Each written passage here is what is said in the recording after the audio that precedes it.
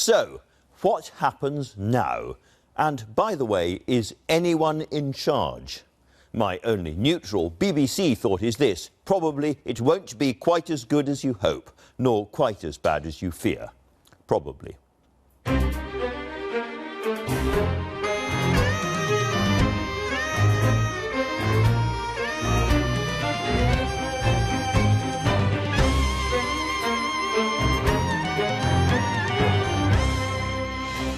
My guests today include the victorious Brexiteer Ian Duncan Smith, Scotland's First Minister Nicola Sturgeon, and the man sacked overnight from the Shadow Cabinet for, his leader suspects, organising a coup against Jeremy Corbyn, Hilary Benn.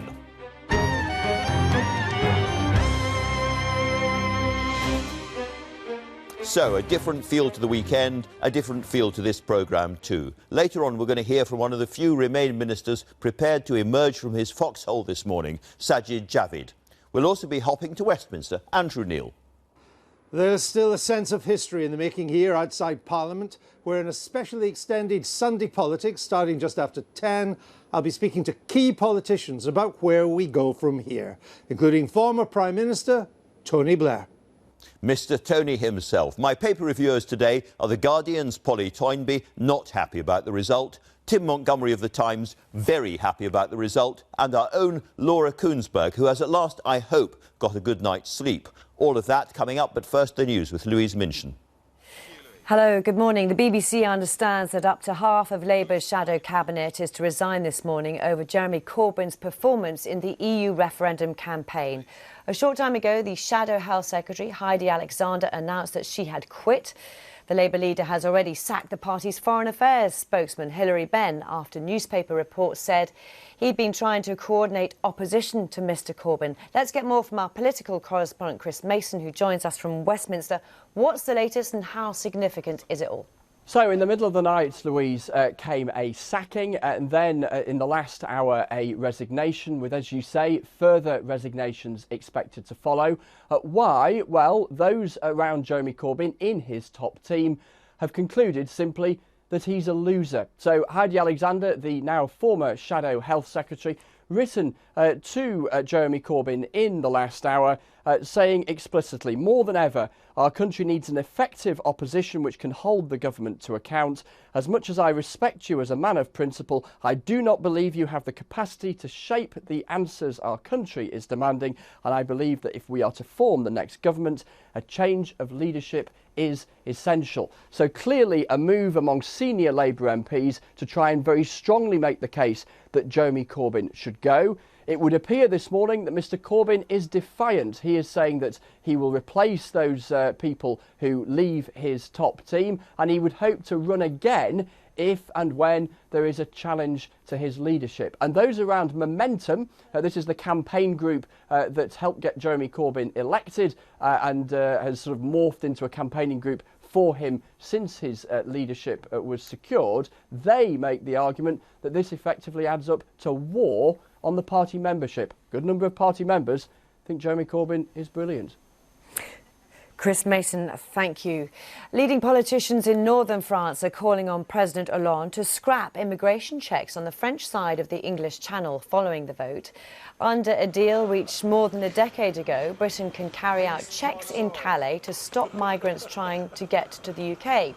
The French government insists the current arrangement won't change. In other news, a ceremony will be held today in the Tunisian resort of Sousse, where a lone gunman went on the rampage a year ago, killing 38 people, including 30 British holidaymakers.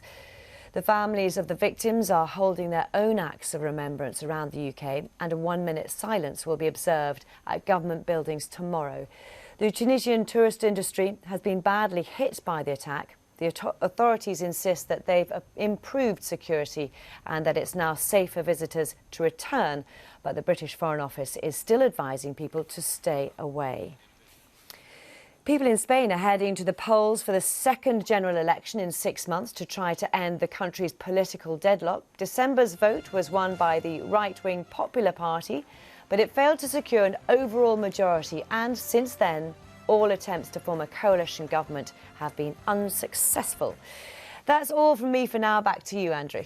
Many thanks, Louise. Now, as I said, this is a very different kind of Sunday morning, and if you'll forgive me, I just wanted to start with a few thoughts of my own, because this is the most dramatic and important democratic decision ever taken by the British people. But it leaves our country deeply divided. It's not just the overall numbers, the 17 million leavers against the 16 million stayers. The minute you dig down at all into the data, you find that poorer areas with more unskilled and semi-skilled workers and more pensioners were much likelier to vote leave. The map of the results shows a yawning gap between the posher, better educated and richer parts of Britain, London, some of the city centres elsewhere, university towns and so on, and the huge swathes of post-industrial, ex-mining and struggling fishing and agricultural Britain. Whatever the politicians tell us, right at the moment, we are not one country. Now, none of this should come as a surprise, nor can we really blame today's campaigners.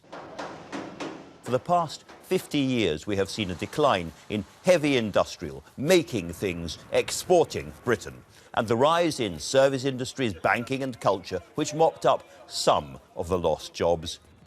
Under our last 5 prime ministers, we became a shopping nation. London boomed as a global centre, while, ignored by too much of the political and media class, places like industrial Wales, the Black Country and struggling coastal towns became ever poorer, ever more desolate. Meanwhile, waves of migration and globalised culture washed among us, eroding our sense of self. Whole communities changed colour and language, leaving older people bemused and cut off.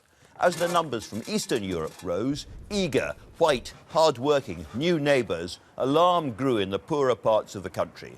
But the self-confidently, multi-ethnic, liberal, urban class, high on high house prices and high employment levels, was having such a good time they barely noticed. London spoke a lot, but didn't listen.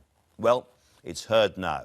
This has been the rebellion of the diminished against the cocky, the ignored against the shapers of modern times, and the struggling against the strutting. This revolt has taken us out of Europe with huge consequences for the rest of the EU. It has also taken out the leadership of the governing party and may soon remove the leadership of the opposition party as well. In the House of Commons today, nobody has a clear majority, and whatever administration is cobbled together over the next weeks and months, it will surely struggle for real authority. We are still today a lucky country, able to fashion our own future and with a wonderful history. But we are also divided, full of bad feelings and in choppy seas, still searching around for a rudder. Andrew Neil has been following events from Westminster around the clock, part of the vast media encampment opposite the Houses of Parliament. He will be hosting the Sunday Politics from there immediately after this programme. Andrew, what's your view on this extraordinary day? Well, Andrew, Britain's crossed the most significant political watershed in my lifetime. It's not so much a new chapter in our island story as a brand new volume. Nobody knows the ending. There will be challenges, some of which we haven't even yet recognised. But the European Union faces problems of its own. Euroscepticism is on the rise from Italy to Portugal, Holland to Scandinavia, and already endemic in Greece. Almost everywhere, pro-EU parties of the centre-left and centre-right are in retreat, harried and sometimes even defeated by more radical voices from the nativist right and the neo-Marxist left. Anti-Brussels sentiment is at British levels across northwest Europe. In France, the EU is now even less popular than it is here in Blighty, causing German officials to fret about the future. Thursday's Brexit vote, far from being a case of British exceptionalism, could well be the first serious rebellion in a pan-European uprising against the EU project as currently constituted. Now, this is not to say it will trigger a rush to the exit. I doubt that. But it does suggest business as usual in Brussels will only fan rebel flames. The EU, almost as much as the UK, is now in uncharted territory. It's probably in the interest of Brussels and London that neither loses its way. Hard to disagree with any of that. And now to the papers, as usual. The front pages have got lots of interesting stories. There's a huge petition at the moment for people who want a second referendum. 2.6 million people so far have signed it. But the Sunday Mirror has Nigel Farage saying it's not the best of three.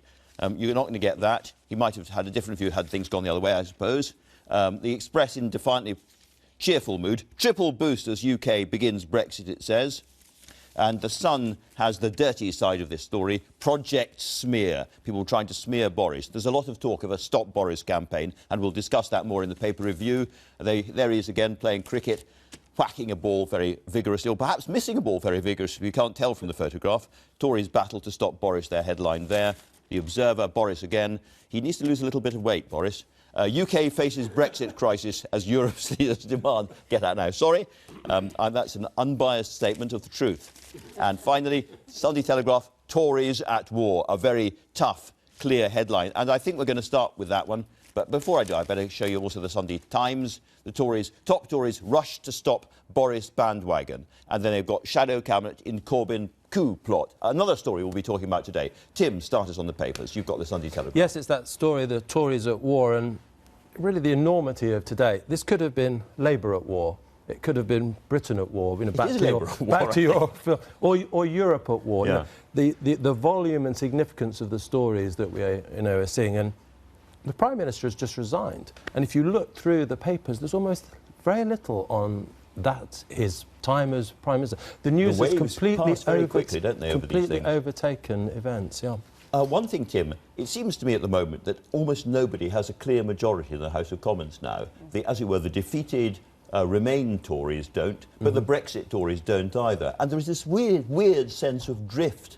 Nobody's in charge. At the top of the programme I was saying that. Do you agree with that? I think that's true, and I think it's one of the reasons why I think Labour is moving so quickly, but it seems to get rid of Jeremy Corbyn, because I think the new Tory leader won't make the mistake that Gordon Brown made when he took over from Tony Blair. As long as the opinion polls give that new leader a bounce, I think that new Tory leader will go to the country quite quickly to try and get a mandate so that they are able to implement the kind of Brexit negotiations they want to. Because there is a legitimacy question, isn't there? It's a Conservative leader the country didn't choose, and it's standing on a manifesto, much of which the country hadn't voted for either. 3/4 of the Parliament's MPs are pro-Remain, and they've been given instructions by the people to do something that is clearly against their instincts. Now, a lot of MPs will obey that instruction from the British people, but a lot of people are so committed to the European project that they will try and frustrate it. So I think a lot of Brexit Tory MPs think a general election, as well as this referendum, will be needed to push Parliament in the direction they think it needs to go. Laura is going to be a very, very busy woman over the summer, I'm afraid. Polly,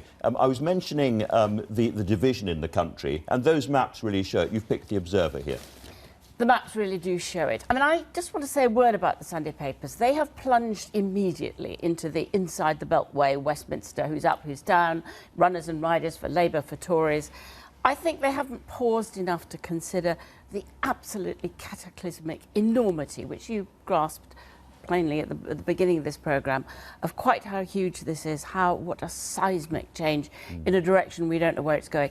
But there are some very good analyses here, and I think this one by Rob Ford in The Observer is excellent. He's an extremely good analyst about who has voted what. And here we have the divide between the political class, the rest, between London and the rest of London, the rest of England. And we have the old and the young. The young very angry. 75% of the young voted to remain. The old seem to have taken control in a way that's rather surprising. They always do, they vote. That's the but what's surprising is that usually they're the ballast, the stabilisers. This time they've been the rebels, they've been the anarchists, they've been the throw it all apart. Whereas the young have said, let's hold on to what we've got. They are the wise ones. They have seen through our 40-year history in the European Union, politicians always saying, Europe's about to come our way, the reform's about to happen. They know not to have believed these promises, and they've done the young a favour in saying, this project's doomed. To be old is not necessarily to be wise, is what we've learnt this time. We all know that, Polly. We're all getting to that stage. Laura, Polly said the papers hadn't grasped the sense of the enormity of it. I think that's generally true, but the Observer's front page has some sense of that, doesn't it? Indeed, and the Observer is basically saying, well, you know what, Britain, you might have voted out, the rest of the EU is going to take If that's what you want, you're going to get it quickly. Now, the point here is that all the way through the campaign, David Cameron was saying, I will trigger Article 50 immediately, the process that would actually take us out of the European Union. The Leavers were saying, oh, calm down, we'd have a period of informal chats when we'd work out how it would happen. And they still are. Well, and they're still hoping that that's the case, because, of course, David Cameron changed his mind and said it doesn't have to happen immediately. But our near neighbours are saying, well, tough. You've decided we want to get on with it. They may want to get on with it, but it's not really in their control. It is in our control when Article 50 is triggered. And to be clear, the reason against triggering it quickly, because that gives us a 2-year window once it starts to run. Absolutely. That means time is short and will weaken Britain's hand in those negotiations. So it's in Britain's interest to delay before that's triggered. That's exactly the case, and that's part of the reason why David Cameron felt actually he had to go. It's because he thought there only could be authority in these negotiations if the new Prime Minister was the person to lead those negotiations. And you're quite right, only the British Prime Minister can actually press the button on this. But just a sense, though, of how we will not really be in charge of this process already. David Cameron has to go to a summit in Brussels this week. He's already been uninvited from the session on the Wednesday. He'll only be permitted to go to the meeting on Tuesday, because the crucial thing about this Article 50 process is that Britain, or any departing country for that matter, is outside the room. Yes. Which is quite astonishing. But David Cameron has to say to them, in terms, probably through a letter, I now trigger Article 50. It doesn't happen by accident, as it were. That's right. Now, Tim, there's a lot of doom and gloom in the papers, a lot of worry. You've picked a very chirpy column from the Sunday Times. Yes, I think Polly earlier described the decision the British people took as cataclysmic, was, I think, the word she chose. But all Britain has done in the referendum is we have chosen to be like most countries in the world. Canada, Australia, New Zealand, Japan. Countries that do very well without being part of a supranational structure. Nobody around the world is copying the EU model because they've seen the unemployment it has led to across the southern part of the continent. They've seen its inability to make decisions in the kind of meetings that Laura described. If you had 28 people around any kind of table, it's very difficult to get agreement. Rowan Silver's piece is a really lovely, optimistic piece. 90% of our export growth is with non-EU countries. This is the world we are now connecting ourselves to. It's vital, of course, we have good and successful negotiations with the EU about our relationship with them. But we will now be able to negotiate trade arrangements with new countries, and France won't be able to veto them. Denmark won't be able to veto them. We are now, as the slogan says, in control of our destiny in a way we weren't in the past. And this is interesting, particularly because Rohan was in the Remain camp, I think, during the referendum. And yes. he's seeing the silver linings very glintingly. Yes, and a real ally of Steve Hilton, of course, was one of the most passionate Brexiteers. Polly, you've taken a rather different view. Nick Cohen from the Observer. Nick Cohen in the Observer says what trouble there is ahead, because the people will feel they've been swindled. The numbers of lies, and he's very specific about this, that Johnson and Gove and the Leave campaign told, were immediately denied. Within hours, you had them coming out saying, well, actually, we're not going to change migration that much, which was the real motivator. Both sides told lies. Both sides smeared, got down into the gutter and demeaned themselves, in my view. In your view, the BBC always has to be on the one hand or the other. It's a flat earth or it's a round earth. The BBC stands in the middle. But the truth is that what was promised to people, particularly, was migration. Immediately they're saying, oh, well, I'm not sure we will stop having that many EU migrants. People will be outraged if that promise isn't kept. The 350 million a week, oh, no, we don't think that's coming back, and it's certainly not going to the NHS. And Farage saying, well, we shouldn't have promised that anyway. Place, yes. All of the main things that stuck in people's minds, made them vote for Leave, they're going to be betrayed. They're going to know they've been swindled. Let's wait and see. They will deliver on this. If you're looking across the papers, the overwhelming sense is that the entire British political class has been kind of toppled by this. And it's not just the Tory party, Laura, it's the Labour Party, as we'll hear later on as well. Absolutely. And, you know, for people who have been privately critical of Jeremy Corbyn for a long time in the shadow cabinet, they now see this is their moment. Of course, the accusation is that Jeremy Corbyn didn't do enough to get Remain-tending Labour voters out in the campaign. And inside the Telegraph, we have a description of how Labour MPs have been plotting to get Jeremy Corbyn out. And we're already in the territory of runners and riders of the potential people who might take over from him.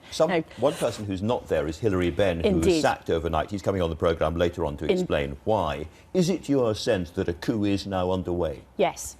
Whether it will be successful is quite a different matter. But Hilary Benn was sacked overnight because he told Jeremy Corbyn that he didn't have confidence in his leadership. Now, in the last hour, Heidi Alexander, less well known, but who was the Shadow Health Secretary, has also resigned. Now, her resignation, I think, is critical in this. We knew that Hilary Benn and Jeremy Corbyn came to blows over Syria. We knew that they had been at loggerheads. We know that Jeremy Corbyn tried to fire him a few months ago and failed to do so. But Heidi Alexander has not been a public... Different kettle of fish. Exactly. Do you think we'll see more, therefore, resignations today? I think this morning there will be more resignations from other members of the Shadow Cabinet. Now, what happens after that... Big question. Is a very, very big question. I was going to ask you, because at one level this whole thing seems to be completely futile, because this has to be an election of the entire Labour membership, and they are overwhelmingly, even now, behind Jeremy Corbyn. There's yet another petition to back Jeremy Corbyn. And as long as his name's on the ballot paper, or John McDonnell's name on the ballot paper, that is who the Labour Party looks like they're going to choose. Well, there are two critical things here. If you talk to Jeremy Corbyn's team, they say he will stand again, and automatically he has the right to be on the ballot paper. Now, forgive me for going into the weeds of Labour Party rules, but there is disagreement over that. There is differing legal advice. And it goes back to Hilary Benn's dad, who stood against Neil Kinnock back in the day. Yes. There is a different overview. Jeremy Corbyn's team are confident he automatically gets on the ballot paper. There are people in the Labour Party who take a different view. So first off, there might be an almighty row over whether or not he has an automatic right to stand.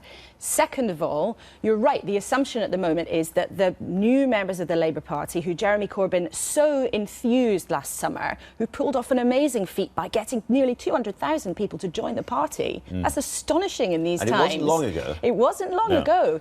The assumption is that they are still overwhelmingly backing him. In the last 48 hours, though, don't underestimate how unhappy some Labour MPs and some Labour Party members are about the decision of people to leave the European Union and about this campaign. There's a poll today, sorry to jump in, there's a poll today, I think, showing that 29% of Labour voters say they will not vote Labour at the next election. Where they'll go instead, we don't know, but you have to remember how few Labour voters there were anyway at the last election. So to lose a third, I mean, that is a real crisis for Labour. And if that's, and that's what's motivating. I mean, nobody knows who might come up as candidates next. And it hardly matters whether it's somebody of left or right. They just need somebody who looks as if they can lead, who can galvanise, who can inspire. And I think the left-right business will be less important than who has some charisma. I want to jump from Labour sadness to Tory sadness and Tim Montgomery in a moment, Tory difficulties. But before we do, Polly, you've got the Sunday Post, Dundee's great national newspaper, on your iPad there. 59% yes for a Scottish independence vote. Will that be enough? I mean, Nicola Sturgeon has been very wisely saying she's not going to go for another referendum unless she knows she's going to win it. So she's got to know she's got an overwhelming majority. If she gets that for 2 weeks, then that'll be enough, won't it? Well, who knows? I mean, who knows if that's enough, because she will lose some of that during the course of a campaign when they go back to what currency? Will it be the euro? What will it be? And when they go back to the oil price? I think she needs to have a very, very high yes poll like this for a very long time before she goes for it. She also has to persuade Westminster, technically, to allow it to happen. And Brussels, she had a bad time in Brussels as well. Indeed. So according to the Mail. So Nicola Sturgeon has absolutely tried to seize this moment to be out in front, giving leadership, saying that this is what should happen next for Scotland. However, in Brussels, there's a question about whether or not part of one territory can say, well, actually, we want to stay in when the others are leaving. Before we finish, and surprisingly, we don't have lots of jolly stories to do today, it's far too important. Tim, the other big leadership question is, of course, Boris Johnson. Had a fairly brutal headline there inside The Sun on Sunday. You've killed off Prime Minister, we will get you. Absolutely. How serious is the Get Bojo movement? Very serious. And if you look at Tory party history, a year before Mrs Thatcher became leader, or Major became leader, or Cameron became leader, they weren't on the radar. The Tories often choose outsiders, and it's partly because they launch such ferocious onslaughts against the front runners in each of the races. And Boris, the weighty Boris, as I think we'll have to call him after your introduction earlier. He's leading the charge. I'm holding my tummy in there now as I do this press review.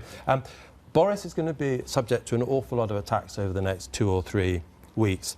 huge numbers of Remain supporters inside the Conservative Party. We had John Major in this But studio a little while ago launching an attack. did. Number 10 and number 11 feel very resentful. They think that he is the one that tipped this referendum decisively in favour of out, and they want revenge. They want revenge. But also, isn't it the case that after what's happened and what happened in the referendum, the Tory party really has to be led by a Brexiteer? So, you know, people are trying to draft Theresa May, for instance, but she was on the other side of the argument. Only just. Only just. And it would be very interesting. And lots of people think she's played this very wisely. But one just very important distinction. This is not just about who the Tory leader. This is who's going to be the Prime Minister. And 150,000 Conservative members are going to choose the Prime Minister. Do people really think Boris is responsible enough to take that post? I think there'll be a lot of doubt about that. A big question for a lot of people. Boris Johnson, the British people, the electorate, and all of our paper reviewers, thank you very much indeed. I now want to talk about pathetic fallacy. You know, when nature mimics our inner feelings. Storms on voting day, quite a lot of sunshine afterwards, but it's all incredibly volatile in the skies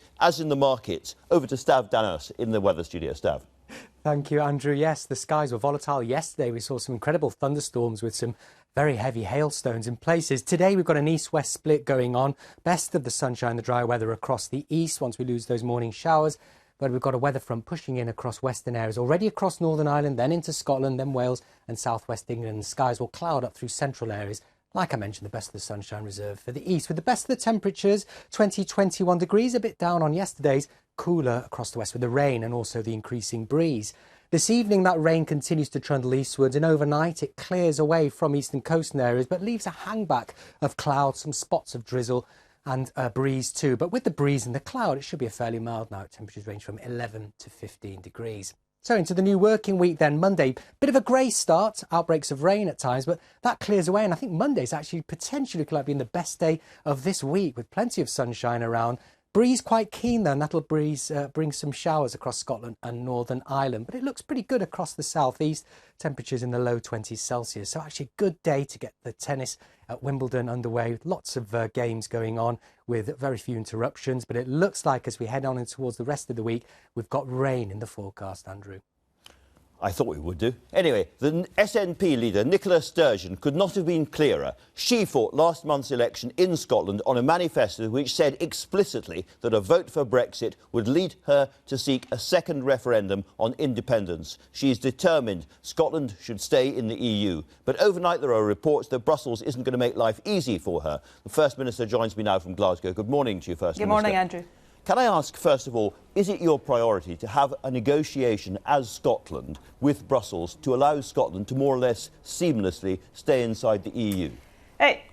My short answer to that is yes, but let me perhaps expand on the Please position do. that I find myself in. You know, the first thing I should say is I didn't want to be in this position this weekend. I hoped very much and campaigned to help persuade people across the UK to stay in the EU, but obviously people in England have voted differently to people in Scotland. Scotland voted overwhelmingly to remain a member of the European Union. So, you know, my challenge now as First Minister is to work out how I best protect Scotland's interests, how I try to prevent us being taken out of the EU against our will, with all of the deeply damaging and painful consequences that that will entail. Now, you know, independence is not my starting point in this. Protecting Scotland's interest is my starting point.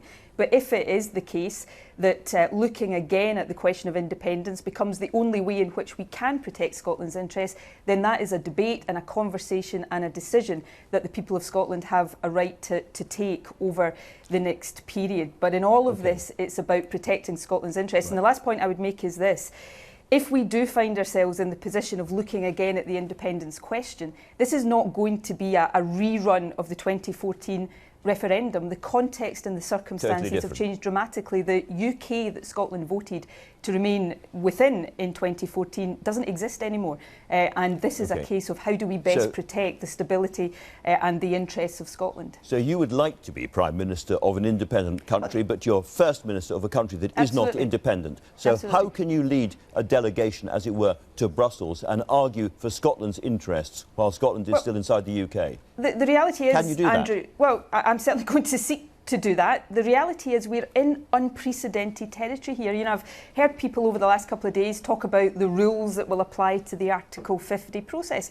The reality is there are no rules. There is no precedent. This is something that's never been done before. What will happen from here on in will be a matter of negotiation. Now, my challenge, but also my responsibility as First Minister, is to seek to negotiate to protect Scotland's interests. Now, I, therefore, Have you spoken to anyone yet in Brussels about this? Look, I will be speaking to people in Brussels over the next few days. I haven't done that yet. You know, we're in a period of only a couple of days since this vote happened. Sure. I understand that. My priority is to seek to protect Scotland's interests in uncharted territory, and that's going to be my guiding principle. Now, are there challenges for Scotland in this? Of course there are, but what I want to do is have an open, honest conversation with people in Scotland about how we best lead this country forward. There are two options in terms of the way forward as regards Brussels. One, you have a successful negotiation with Brussels, which allows Scotland, as it were, to stay inside the UK and then at the time of Brexit to move more or less seamlessly back into the EU. That's option one. That seems to be being turned down by people in Brussels today. If they turn it down, then you have to go into the queue to join as a new independent country. Which would you prefer? Look, there are a number of options that are potentially open here. I'm not going to be rushed into saying this is the best option or that's the best option. I don't think it is the case to say that anybody in Brussels has turned anything down. If you're talking about a story in the Mail on Sunday today, I don't think it will surprise anybody in Scotland to see the Mail on Sunday pour cold water on our democratic aspirations. It's what they do. But the substance of that story goes back to the point I made earlier on, appears to be, you know, here are the rules that will apply with the Article 50 process. There are no rules, there is no precedent. So my job over the coming days, weeks and months is to get in there and to seek to discuss and negotiate the best way forward for Scotland. And I'm going to do that in a way that, as far as possible, tries to unify people in Scotland behind what is in our best interests. You are still part of the UK at the moment. There are suggestions from the Leave campaigners that they want Scotland and Wales and Northern Ireland to be part of the UK-wide delegation to go to Brussels to discuss the terms of exit. Would you be part of that, or would you think that was ridiculous? I will do everything to protect Scotland's interests, but let me be clear. Scotland voted to stay in the European Union. We made it very clear. You know, more than 60% of people across Scotland voted to stay. Every single local authority area in Scotland voted to stay. It was overwhelming. It was emphatic. So, of course, in every eventuality, my priority is to protect Scotland's interests, but my starting point here is to protect Scotland's interests within the European Union, because this is not just a matter of principle. What is going to happen? No, this is important. What's going to happen with the UK is that there are going to be deeply damaging and painful consequences of the process of trying to extricate the UK from the EU. I want to try and protect Scotland from that. I don't want to see the damage done to our economy, to our society, to our culture, to our place in the world that will come from this. My job is to try to protect us from that. Back at the time of the 2014 referendum, one of the problems the Yes campaign had was over the currency. Presumably that is now, that you can't share the pound with any UK that's outside the EU while being in the EU. You would have to go for the euro now, wouldn't you? No, I don't think that's the case, but let me try and take this step by step. Firstly, and this comes back to the point I made, we're in very different circumstances to those that pertained in 2014. And one of the important differences is, in a sense, and I know this might initially sound a bit odd, but this would not be a decision about Scotland leaving anywhere. This would actually be a decision about Scotland staying, and therefore the moral argument about us retaining the current terms that we have would be even stronger than in 2014. But the second point is this. Coming back to the currency, if you wouldn't mind. Well, okay.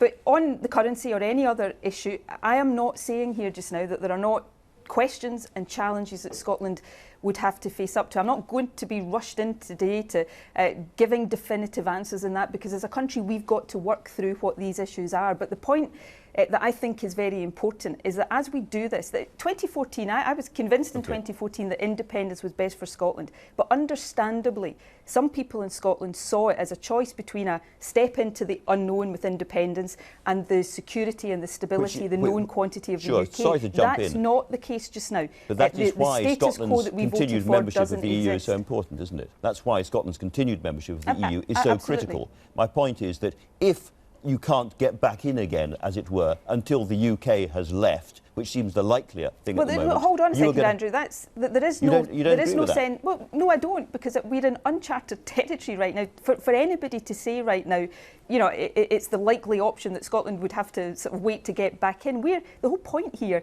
is that our argument is that we don't want to leave. It's not that we want to leave and get back in. We want to stay. So you need that voice to be heard while you are still part of the UK. How do you go about doing that? Have you assembled a delegation to go there? Have you got any timetable? Who do you intend to speak to? Well, I intend to. I've set this out. The Scottish Cabinet met yesterday, and again, in what I'm saying here, I'm not suggesting for a second that the path ahead is without complexity or it's easy. The Scottish Cabinet has decided and made very clear that in the days, weeks and months to come, we are going to seek discussions with the European Union institutions, with other member states, to explore all options for giving effect to the democratic will of the Scottish people. That's how I'm going to proceed. And my guiding principle is the best interests of Scotland and protecting what Scotland voted for.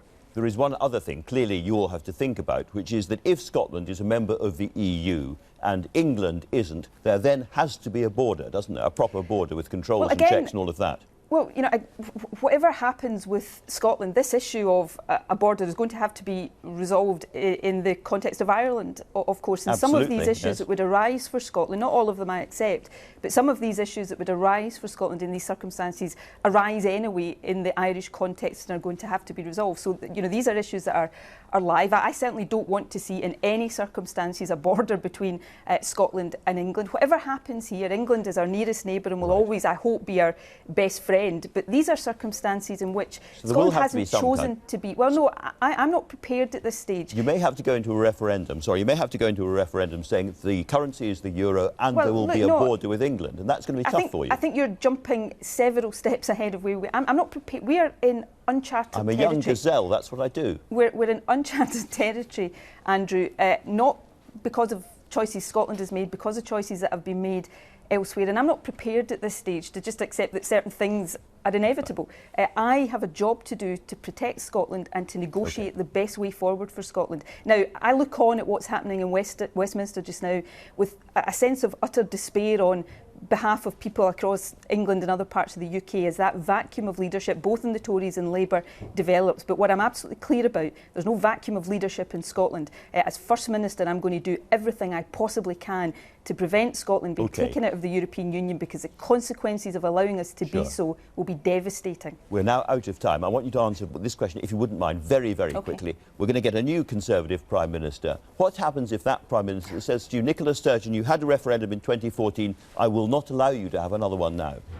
Well, you know, I just think people in Scotland would find that completely unacceptable if we were in the situation where the Scottish Parliament had voted for a second referendum because it saw it as the best way.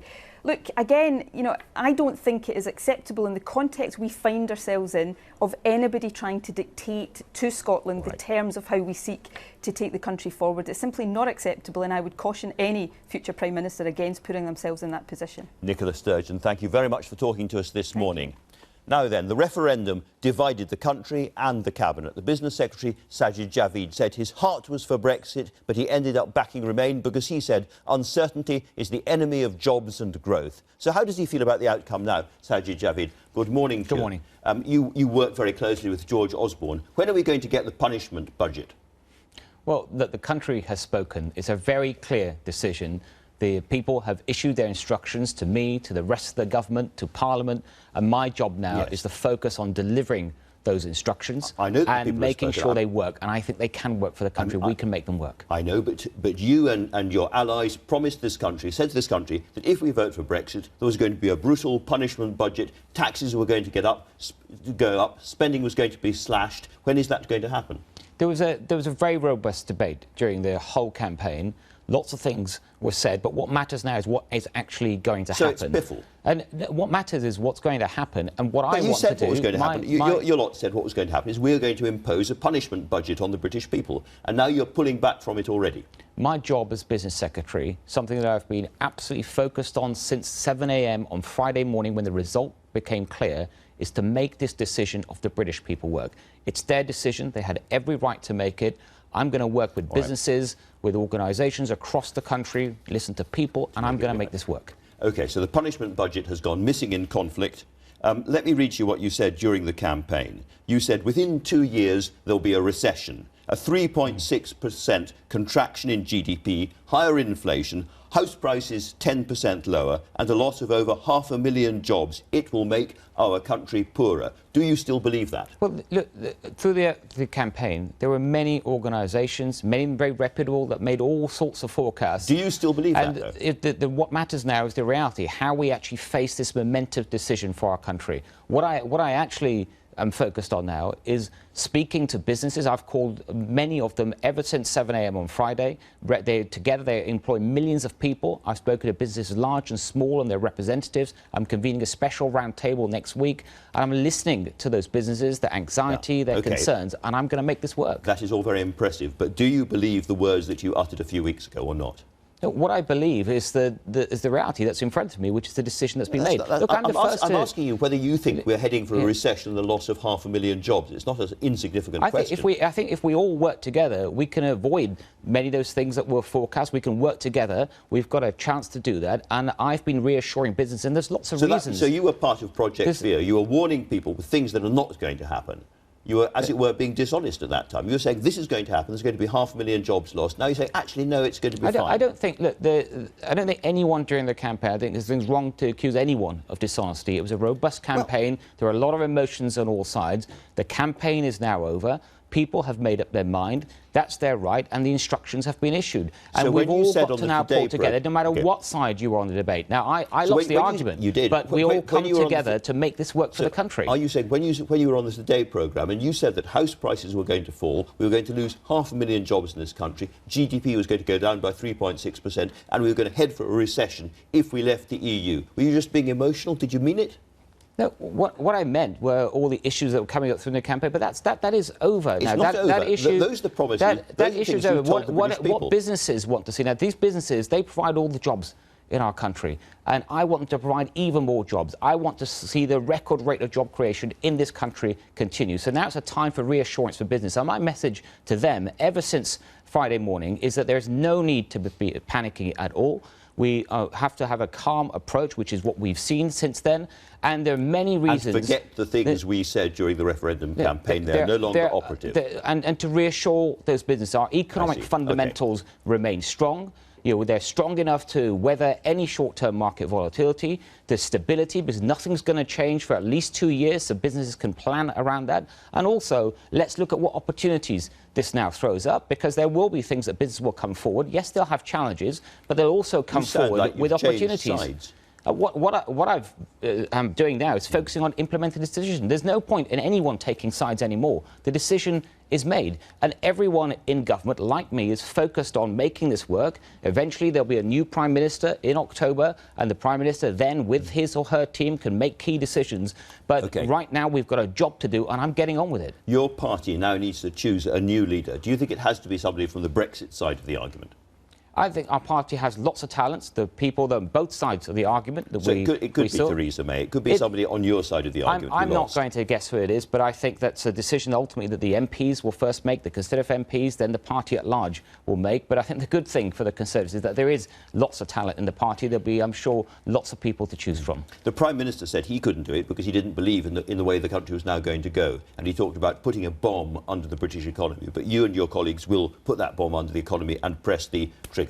I think what all our colleagues are determined to do is to make this decision of the British people work. Whoever becomes Prime Minister in October has momentous decisions in front of them to make. They've got to carry a whole country with them, not just the Conservative Party, but the opposition too, other political leaders, businesses, people, all sorts of organisations, and that's going to be the job, and it's a momentous job, and we have the talent in the party to do that. We move on very quickly in politics, but this has been a terrible, terrible few days for the Prime Minister, in a sense of personal tragedy. I know lots of people are critical of him, but nonetheless, a few words about the Prime Minister who you know well. I'm very sad with what's happened. He's been an incredible Prime Minister. He's been a great Prime Minister. If you just look at his achievements, he brought our economy back from the brink over the last 6 years. He's had great reforms both in education and welfare. He's made social reforms like same-sex marriage. I'm very sad to see him go. In fact, I think it's fair to say people out there I've met since he's made his decision, just yesterday in my constituency, people coming up saying, look, I didn't vote for him, but I was proud to have him as my Prime Minister. It's a big change for the country, and they're going to be big shoes to fill for anyone. When should we trigger Article 50? That's going to be a decision for the next Prime Minister. I think what David Cameron has said is absolutely right, that there's no immediate need to decide that now. Eventually, obviously, the country will have to do it, but we also want to take this time to make these decisions. We don't want haste. You want to make these decisions in a way that you get it right for the country. So there's a sense at the moment that there isn't any kind of real leadership in this country. Nobody can command a majority of the House of Commons, and we are drifting, and that is what business really dislikes. Of course, business wants to see more certainty. They are concerned about some of the changes that will take place. I'm sure many of them also focus on the opportunities too.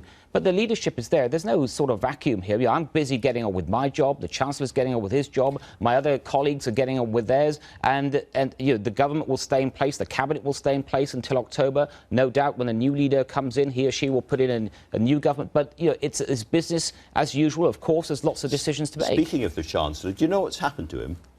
He's been getting on with his job. The first thing that the Chancellor had to do on Friday... Have you talked to him since the vote?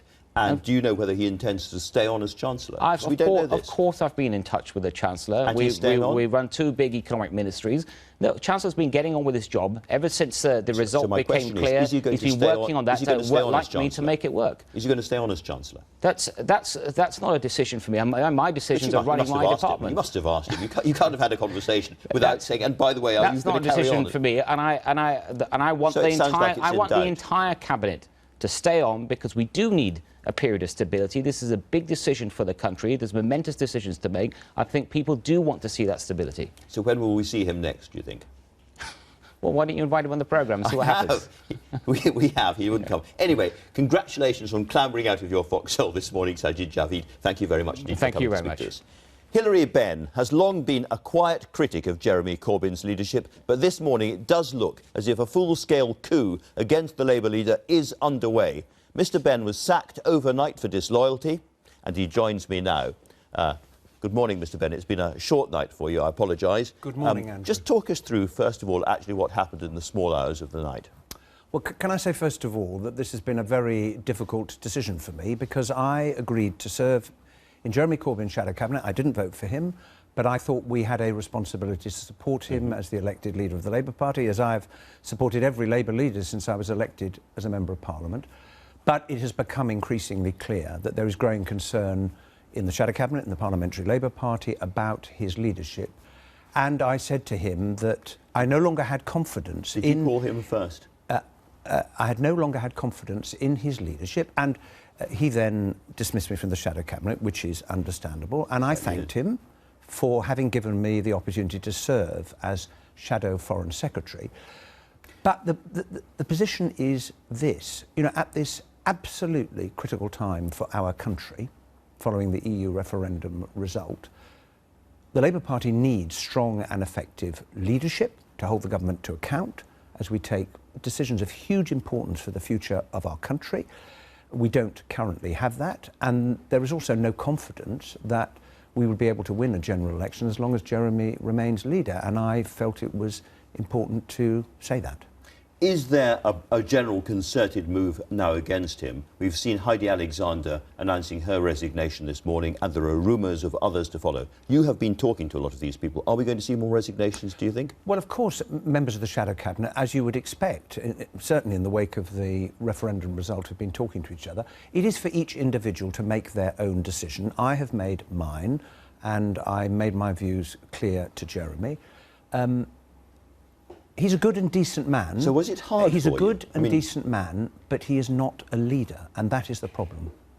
Did you called him, presumably? I did. When you called him, did you know that he was therefore going to have to fire you? You can't call your leader and say, I don't have confidence in you, and then be told you can carry on. So you knew what was going to happen. Well, I wasn't entirely surprised, but of course it was important that I had that conversation with him, and he took his decision, as he's perfectly entitled to do. Do you accept that what you did was disloyal?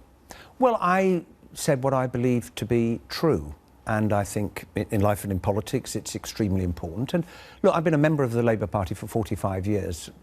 Like lots of people, I've devoted my political and a lot of my personal life to it, and if things are not working, then I think we have a wider responsibility to the party that we love to speak out, because although this is, a number of people will say that it's not an ideal time, there's never an ideal time, but it isn't working, and therefore I felt it was important to speak out. Let's talk a little bit about the timing then, because it was less than a year ago that Jeremy Corbyn was elected leader on an absolutely massive landslide vote inside the Labour Party by ordinary Labour members, trade unionists and others. And now it appears there is a coup against him by parliamentarians, who are much, much smaller in number than that, and that this is happening at a time of national crisis when the Conservative Party, many people will say, are tearing themselves apart, and an election looms quite quickly. Isn't this the worst possible timing to be doing this?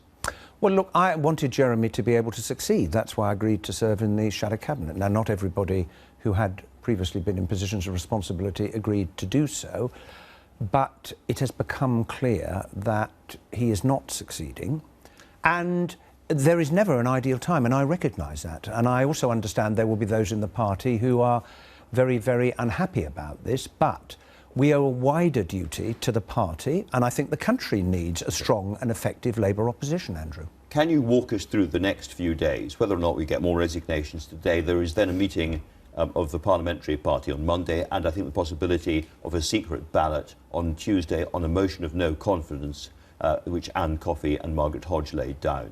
Is that the moment at which you think he may have to go? Well, ultimately it's for Jeremy to make his own decision, and for other members of the shadow cabinet, the front bench, to decide what it is they're going to do. There's obviously a number of things happening which you have just described, but what we need more than anything else is strong leadership to deal with the challenge that the country faces, because the decisions you've just been discussing with Sajid Javid, Article 50, I think personally on that, I think we need to work out what kind of relationship we want to have with Europe. I think it's very important that we continue to have access to the single market. It's clear that in the referendum, the majority sent us a message about free movement, and we have to accept the decision of the referendum, although I am very sorry about the outcome. Is there any possibility of the Labour Party at an election, as the Liberal Democrats now seem to be doing, to say, look, we are standing in this election on the basis that we think the decision to leave the EU was a catastrophe, and we are not going to implement it, or we're going to do as much as we can to frustrate that decision if we are elected? I think we have to respect the democratic decision and the democratic will of the British people, however much... I'm glad you said that. No, I think it's really important. However much we may disagree with that, however sad we may be about the outcome. It is finished. The decision has been taken. We have to make the best of it. We have to heal the wounds that have been created by the campaign and bring the nation together, because a nation that is divided on such a fundamental issue, that is not good for the future of our country. Have you decided yourself whether to stand as leader of the Labour Party? I am not going to be a candidate for leader of the Labour Party, and I haven't taken the decision that I did because I want to. I took this decision because I thought it was the right thing to do, because I care, as do all of us, about the future of the party we've committed so much of our lives to. In some respects, this seems like a futile coup attempt, because whatever the Parliamentary Party decides to do this week, even if they decide overwhelmingly they don't have confidence in their leader, that decision then has to go back to the mass membership of the party, who, as we know from the polls and the movements and so forth, are still vehemently, enthusiastically in favour of Jeremy Corbyn. So whatever happens in Parliament, the Labour Party is going to choose Jeremy Corbyn again, isn't it? Well, it depends what happens. It depends whether Jeremy chooses to step down or whether he chooses to fight again. But I would also say to you, Andrew, from conversations on the doorstep and also conversations with Labour Party members, that there are people who voted for Jeremy last year who are now saying, it's not working, is it? And the party will have to reflect on that, because in the end we have to decide, are we going to be an effective political force that is capable of winning support? We have to win support from people who didn't vote for us in 2015.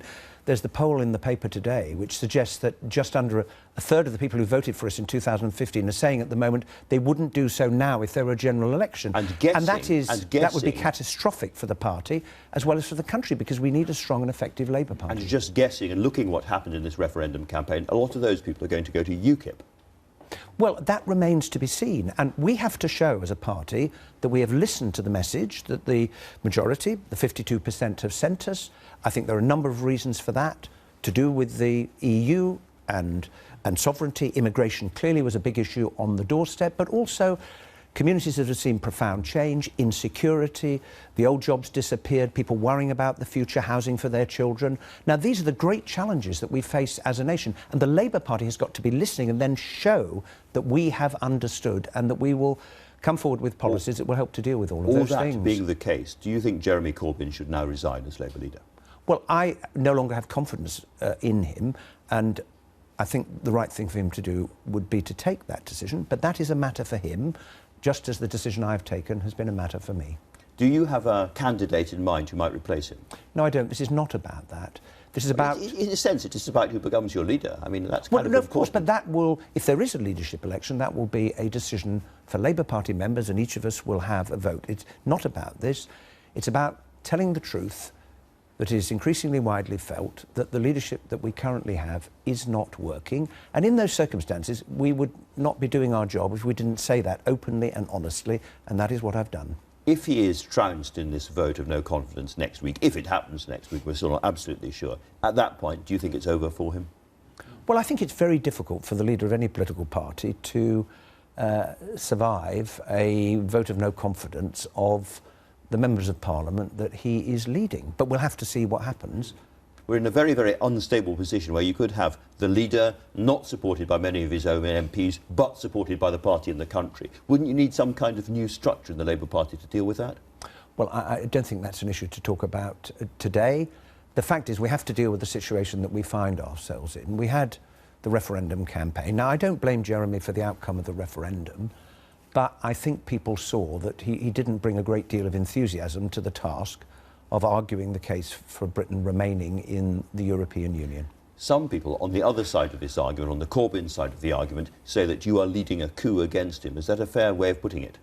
Well, I wouldn't describe it as that myself. I've just come... How would you describe it? Well, I would say I've come to the conclusion, Andrew, that I no longer have confidence, and you have to be honest about that, and therefore I was saying to him I couldn't continue to serve, and he dismissed me, and that is absolutely his right. And as I said earlier, it's not surprising that he did so.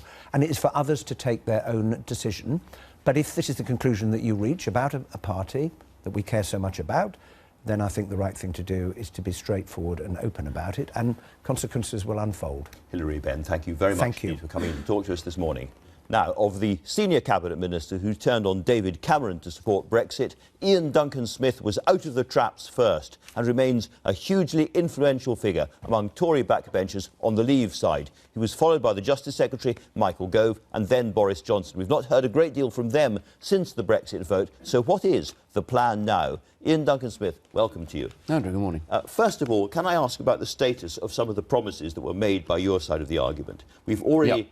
Is the £350 million that we were told going to go to the NHS, is that going to go to the NHS and when? Well, the £350 million was an extrapolation of the £19.1 billion. That's the total amount of money that last year we gave across to the European Union. We can talk about money's back and everything else. Your side said it was all going to go to the NHS. Well, actually, what we actually said was a significant amount of it will go to the NHS, and that is essentially down to the government, but I actually believe that is what was pledged, and that's what should happen. So that £350 million will go to the NHS? That money will go, well, there was talk about it going to the NHS, but there are also other bits and pieces like agriculture and stuff, which is part of that process. So that is the divide up. It was never total, but it is a commitment, and it's a commitment that should be stand by. And the other one is the migration commitment. Shall I ask you another question first? I want to get on to that, as you suspected, but I want to carry on with this one first, because if all of that £350 million, or almost all of it, goes to the NHS to build, as your video said, a hospital every week, or whatever it's going to be done, however it's spent, that means that quite a lot of money in regional and structural funds, which are included in that, which goes to Cornwall, Wales, other parts of the country, money going to universities, can't go to those places. No, Andrew, what was actually said at the time, and I said it myself consistently through, which was we hand over £19.1 billion, half of which is gone into the European Union, and other bits come back directed by the European Union. So, one second. We said throughout that we would stand by some critical areas, that those areas that are being funded in structural regional funds would be funded. we'd have more money to spend on the NHS because we wouldn't be losing half of that sum of money, and we'd stand by commitments that have been made to things like agriculture. The rest were all just a series of possibilities of what you then could do beyond those main commitments, So and that was the commitment how much made do you at think the will time. go to the NHS then of that 350? Well, of the monies that we give away to the European Union, which never comes back, I would think the lion's share. Which never comes back. So but that's the other, only half of the 350. Yes, but I mean, let me remind you about the posters that you put up. Because you suggested in those posters, there we go, let's give our NHS the £350 million the EU takes every week. That's pretty explicit. No ifs, no buts. That's what we're going to do. Yeah, and that's down to the government as to what proportion they want to do of that completely themselves. But the point that everybody should bear in mind is that money which goes to the European Union that comes back, that money now is able to be spent on a priority like the NHS, but others that were there already commitments made, they'll be 350 done. million. That is a promise broken. Well, it's not a promise broken. I never said that during the course of the election. What I said was we would be able to spend the lion's share. Side of the buses. Yeah, but the lion's share of that money, now the government is now able to spend. So people can say that there's more money available now for the NHS, categorically more, which is what's required, and that's the key point. OK, let's move on to immigration. Daniel Hannan, who was a very important part of the Leave campaign, has said there was no great promise to get immigration sharply down during the campaign, which has surprised a lot of us watching this campaign. Is immigration now going to come down pretty sharply? Well, I'm not quite sure what he actually said, but here is the commitment. The government itself, right now, the Conservative government, stood on a manifesto pledge to get migration down to tens of thousands. I stood believing that's the case. I'm old-fashioned enough to believe you have a manifesto pledge. You should work to deliver it. During the course of this campaign, this was a very big issue, and I said consistently throughout that what we need to do is get control of our borders, and the only way to do that is if you leave the European Union. It's a red line area for us. Once we do that, we're in a much stronger position to then achieve that objective of bringing down migration to tens of thousands within this Parliament. I will stand by that. I believe my government should stand by that, and that is exactly what I fought at election, the referendum. We are going to see a fairly sharp decline in the EU side of migration into this country, and presumably an Australian-based point system. That will now happen. Well, what I've been very strong about is it's now the job of government to ensure that what they actually have is a clear target for overall numbers, which has been missing for some time, partly because we don't have control over the European end of migration, but also because I suspect also on the other side of it, we've been less clear about the points-based system, about bringing in talent and not allowing so many low-paid, low-skilled workers to come in, and we need to bear down on that because that's one of the big issues. But there will be a point system in terms. Well, that's what I believe is the right way to do it, with a kind of cap system inside like a promise at the time. Yeah, no, then there's the VAT cut. Yeah, no, my point very clearly about migration is this: we have a manifesto commitment. That manifesto commitment was not being delivered on. Part of the, or perhaps the biggest part of that, but still nonetheless part of that problem, was that we did not control our borders. Controlling our borders now gives that opportunity when we leave to be able to say we will deliver on that. In the meantime, by the way, we should be trying to deliver on that anyway, because that is absolutely what we got elected on. Currently, your side of the argument in the Conservative Party does not command a majority of the House of Commons. Are the promises that were made, that mini manifesto which came out from the Leave campaign, really worth the paper it's written on? No, I actually think it is, because... but you're not going to get it through the House of Commons. Well, hold on a second. The party now, and this is the main message I want to take to my colleagues, we've had this debate. It was robust, sometimes very angry at times. It's the nature of referenda. They always do this. They divide families, they divide communities, of course. But the key point now is we are in government. Unlike the Labour Party that is struggling in opposition, we are in government and we have a set of commitments already made to the British people. The referendum was clear. The British people have said they want to leave the European Union.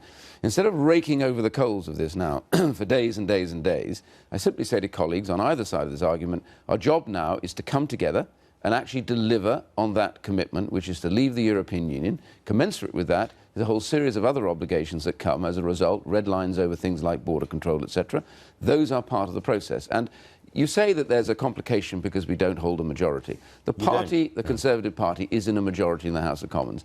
And my view about this is there are also a number of Labour MPs who are very clear that they want this to be delivered on. So you think there is a Brexit majority in the House of Commons? I think there is a significant sense that the government itself has a majority. There may be some who don't want to see that through, but there are also others. And I only have one simple point to make is, you know, we have an obligation. That obligation is to deliver on the British people's verdict. That means no matter what your view, and by the way, I had said publicly, if the view was that we should remain, I would then support that, and that was the end of the debate for me. So this has been about ending the debate, getting on with the aftermath of the debate. I understand that. Now, your party has to choose a new leader. Do you think that that leader has to come from your side of the argument, the winning Brexit side of this argument?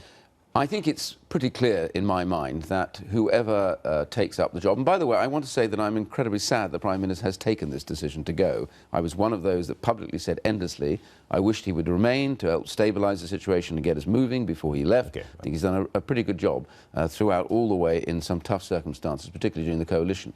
But I do think that the principal point here is that it would be very, very difficult for the public who have voted for the leaving the European Union to find that they then had a Prime Minister who actually was opposed to leaving the European Union. So I think it is quite clear that at least the leadership end of it, but I'd like all the others, Remain and others, to come together. You wouldn't think that somebody like Theresa May or something could be a plausible Prime Minister. It would have to be yourself or Michael Gove or Boris Johnson. I'm not standing. You're not standing again. I did that You've once. had enough of that. That's You've had enough for of me. All right. Thank you. No, So it's Boris or Gove? Probably. Well, no, there's lots of others. You know, I don't know who's going to stand. All I do say quite But it can't be a Remainer. Well, my sense really. about this really is at the end of it all, you know, there was a clear decision, and what has to happen is delivery on that, and somebody who has been involved in that clearly has to be the case, because, you know, the government itself now had a view, as it stands now, which was to remain. Yes. And so now we need to change that position and actually deliver on this very clear mandate from the British people and stop raking over the coals,